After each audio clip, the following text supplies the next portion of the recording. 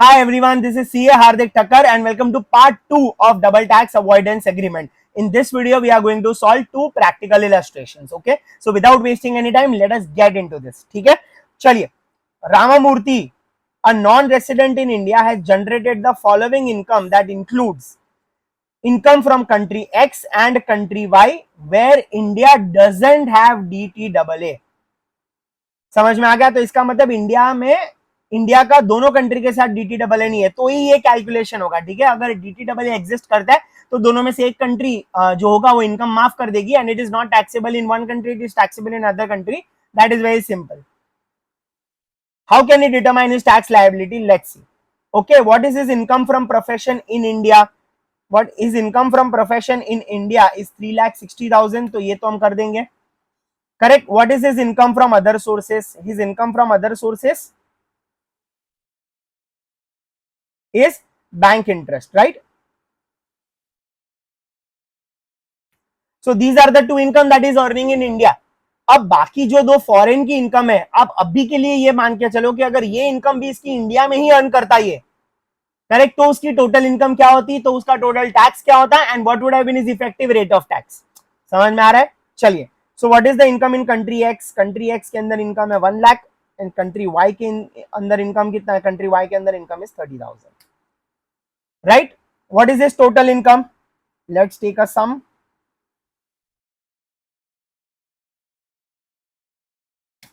Total income is 5,46,000. ठीक है, कोई क्वेश्चन में डिडक्शन दिया है? नहीं. ATC ATD कुछ होता तो हम लोग ले लेते. ठीक है, चलिए. So यहाँ पे there is no deduction.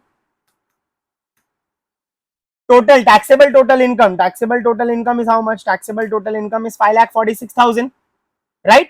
And अगर हम टैक्स एज पर ओल्ड रेजिम कैलकुलेट करेंगे, ठीक है, आपको या तो क्वेश्चन में ओल्ड या न्यू रेजिम आपको बताया होगा. ठीक है, और अगर कुछ नहीं बोला, you can take an assumption, you can take by default new regime also. If the question says that it is an old regime, then in that case old regime also, depending on what is being taught to you in the class, you take that. Okay, I am taking old regime. चलिए. So tax age पर old regime अगर हम calculate करें तो 0 to 2.5, assuming that Ramamurthy is of age less than 60 years old. ठीक है, तो अगर 60 ईयर से कम है तो 0 to 2.5 पे he will not pay any tax. Then 2.5 to 5 पे ही विल पे 2,50,000 के ऊपर 5%, which is 12,500. And from 5,46,000 to 5 lakhs, how much income is he earning? 46,000. ये 46,000 पे वो कितना पे करेगा? ये 46,000 पे वो पे करेगा 20%, correct, which is 9,200. So basically what is the total tax payable? Total tax payable is 12,500 plus 9,200, which is 21,700. Right, because his income is more than 5 lakh rupees. Because his income is more than 5 lakh rupees. इसको rebate नहीं मिलेगा तो rebate नहीं मिलेगा तो zero हो जाएगा. What is the tax liability? Tax liability is 21,700 gross. Correct. Standard higher education cess is 4%. 4% is 868. तो what is the total tax payable? Total tax payable is 868, 22,568. Right. अगर इसकी इनकम, अगर कोई भी क्वेश्चन अगर आपको एग्जाम में आता है, उस पर्सन की इनकम अगर 7 लाख रुपीस के ऊपर है, ठीक है, तो आप न्यू रेजिम से उसको सॉल्व करना, because that is the by default regime. यहां पर द ट्रिक इज कि यहां पे अगर आप बोलोगे ना कि ओल्ड रेजिम नहीं, new regime is applicable which is the by default regime, तो वहां पर तो 7 लाख रुपीस तक का रिबेट अवेलेबल है. तो ये जो 5,46,000 की इनकम है, that is less than the amount of rebate, तो इसका तो टैक्स पेएबल जीरो हो जाएगा. तो इंडिया में टैक्स पेएबल ही कुछ नहीं है, तो रिलीफ का अमाउंट जीरो हो जाएगा. Right. So the entire concept of this relief, it will not be applicable. तो वो फिर ऐसा मतलब नहीं रहेगा क्वेश्चन का. Right. So to understand the concept of relief, आपका इंडिया में भी टैक्स पेएबल तो आना ही चाहिए. सो यहाँ पर अगर हम ओल्ड रेजिम चूज करेंगे तो हमारा टैक्स पेएबल आएगा. That is why I have selected old regime and that is how it must have been done in your class as well. Right, if the income would have been more than 7 lakhs, then you would have waited for the instruction. If nothing is given, you would have selected new regime or by default regime. I hope this is clear to you. अगर आपको कोई doubt है, you put it in the comment section. I will immediately revert it to you. Okay, don't worry about it. चलिए. So tax payable is 22,568. What is the effective rate of tax? अभी effective rate of tax क्या होता है? What is the tax payable? 22,568 divided by what is the total income on which tax payable is calculated, which is 5,46,000. Right. तो अगर हम इसको into 100 करेंगे What is the effective rate of tax? Effective rate of tax is 4.133%. Basically 4.13%. Okay.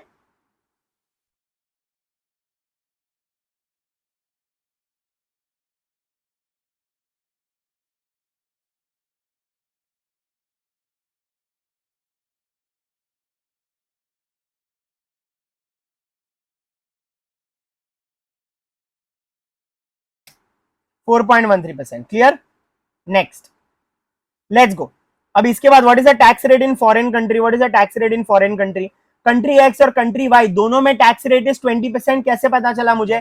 Country x में 1 lakh rupees की income के ऊपर 20,000 का टैक्स पे किया है, एंड यहाँ पर 30,000 का इनकम है, एंड उसके ऊपर भी tax rate in country Y is 20%. So basically tax rate in foreign country is 20%. तो इसको कैलकुलेट करने की वैसे भी जरूरत नहीं है, डायरेक्टली दिया हुआ है तो वो अब समझ सकते हैं. Correct? So this is 20%. So now which ever is lower, यहाँ पे फॉरेन कंट्री में टैक्स लगा है 20%, लेकिन अगर वो सेम इनकम वो इंडिया में अर्न करता तो he would have paid only 4.13%. तो हम इंडिया का जो इनकम टैक्स है वो उसको 20% का रिलीफ क्यों देगा? वो उसको बोलेगा भाई तू इंडिया में अर्न कर लेता, तेरे को 4.13% ही लगता, तो मैं तो तुझे उतना ही रिलीफ दूंगा. करेक्ट? तो मेरा रिलीफ का अमाउंट कितना होगा? मेरा रिलीफ का amount will B how much? It will be 4.13%. right? And what is the rupee value of relief? Rupee value of relief क्या होगा? What is my foreign income? My foreign income is 1,20,000 rupees or 1,30,000. Wait, what is my foreign income? My foreign income is 1,30,000. 1,30,000 into 4.13%, which gives me 5,373. Correct? तो 5,373 यानी मेरा India में tax payable कितना आएगा? What was my tax payable before relief? 22,568. 22,568 उसमें से मैं relief का अमाउंट माइनस करूंगा 5,373, and that is how my effective amount of tax is 17194, which can be rounded off to 17195. So this is going to be the amount of tax payable in India after considering unilateral relief. समझ में आ गया? चलिए फटाफट बिना किसी time waste किए एक और क्वेश्चन मैं आपको सॉल्व कराता हूं. ठीक है, चलिए एक और क्वेश्चन सॉल्व कराता हूं. I hope you are understanding and following what I am doing here. चलिए let's solve one more question. Sakshi derived an income of 3 lakh rupees during the assessment year 24-25 from the country in which India has no double tax avoidance agreement. Correct? तो ये सम applicable है. Tax of 75,000. Tax of 75,000 was deducted at source in the said country. इसका मतलब उसकी 3 लाख रुपए की income के ऊपर 75,000 का टीडीएस डिडक्ट हुआ था. Her income from profession in India during assessment year amounted to rupees 4 lakhs. Right?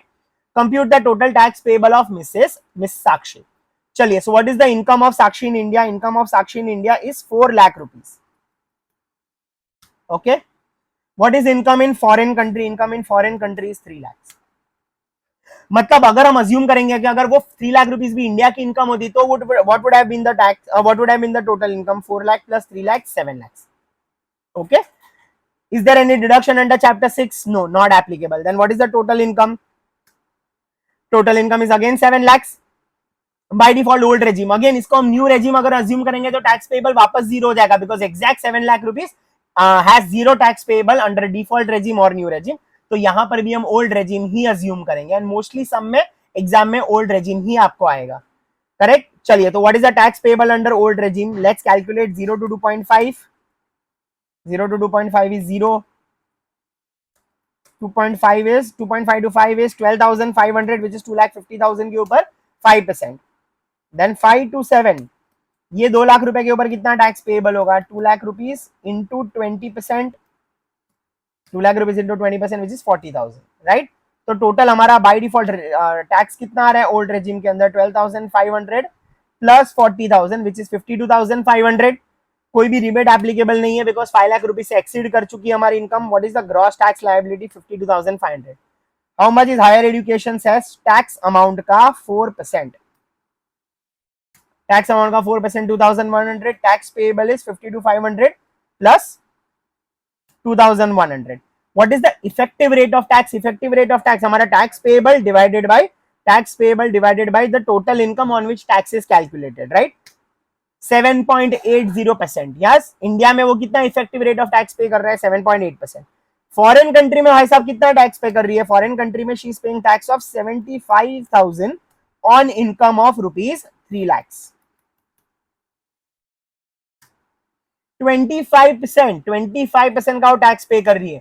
तो अगेन उसको किसमें फायदा है, फॉरेन कंट्री में 25% टैक्स पे किया तो Indian income tax is not responsible for entire 25% income tax in India will give you relief of only the tax that would have been payable in India, which is 7.8%.